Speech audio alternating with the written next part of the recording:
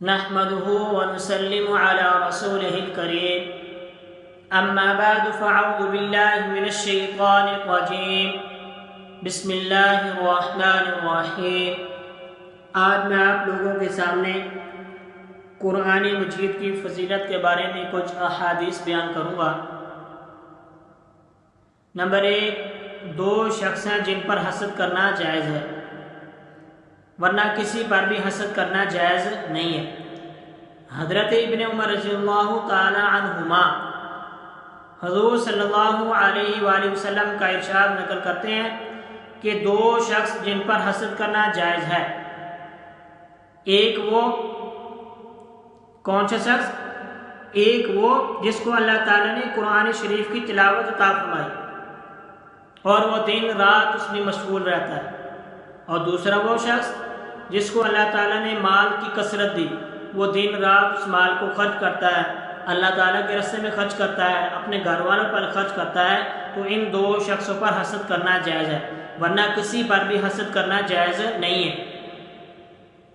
حضرت عمر رضی اللہ تعالی عنہ حضور صلی اللہ علیہ وآلہ وسلم کا ارشاد نقل کرتے ہیں کہ اللہ تعالیٰ نے اس قرآن مجید کی وجہ سے بہت سارے لوگوں کو بلند مرتبے تک پہنچا دیا اور بہت ساروں کو ذلیل و رسوا کیا۔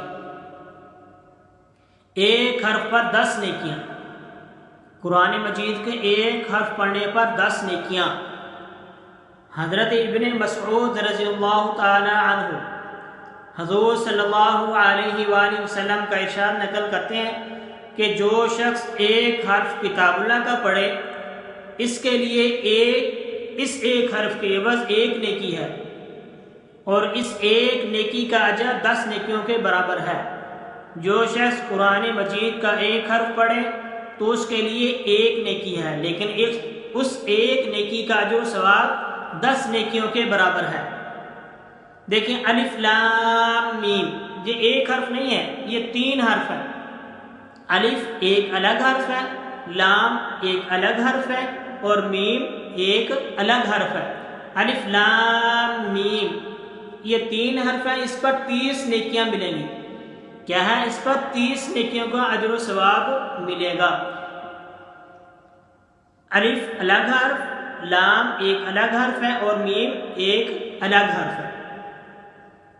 اللہ تعالیٰ قاری قرآن کی سفارش کو قبول فرمائیں گے۔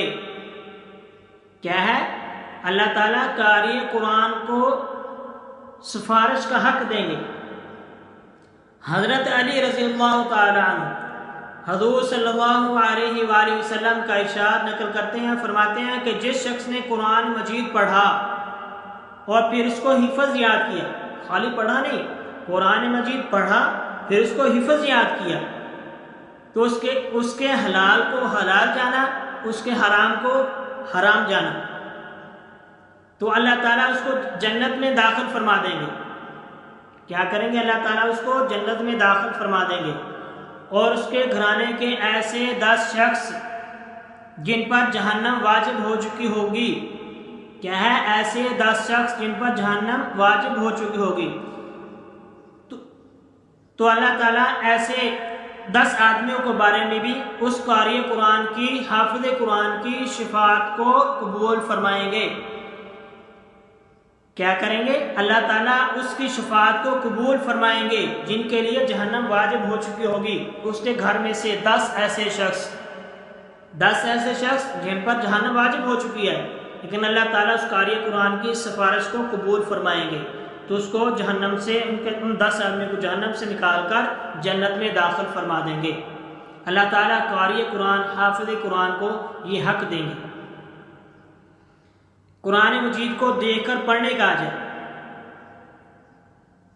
اوس ثقفی رضی اللہ تعالی عنہ حضور صلی اللہ علیہ وآلہ وسلم کا ارشاد نقل کرتے ہیں، فرماتے ہیں قرآن مجید کا حفظ پڑھنا 1000 درجے ثواب رکھتا ہے۔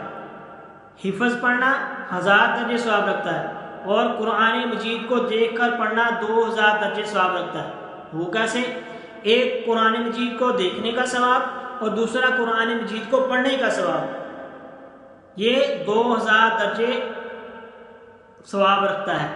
حفظ پڑھنا 1000 درجے ثواب رکھتا ہے، اور اس کو دیکھ کر پڑھنا 2000 درجے ثواب رکھتا ہے۔ ایک قرآن کو دیکھنے کا ثواب ہے اور دوسرا قرآن کو پڑھنے کا ثواب۔ اللہ تعالیٰ قرآن مجید کی سفارش کو قبول فرمائیں گے۔ کیا کریں گے؟ اللہ تعالیٰ قرآن مجید کی سفارش کو بھی قبول فرمائیں گے۔ حضرت جابر رضی اللہ تعالیٰ عنہ حضور صلی اللہ علیہ وآلہ وسلم کا ارشاد نقل فرماتے ہیں کہ قرآن مجید ایسا شفیع ہے جس کی شفاعت قبول کی گئی ہے، اور ایسا جھگڑالو ہے جس کا جھگڑا تسلیم کر لیا گیا ہے۔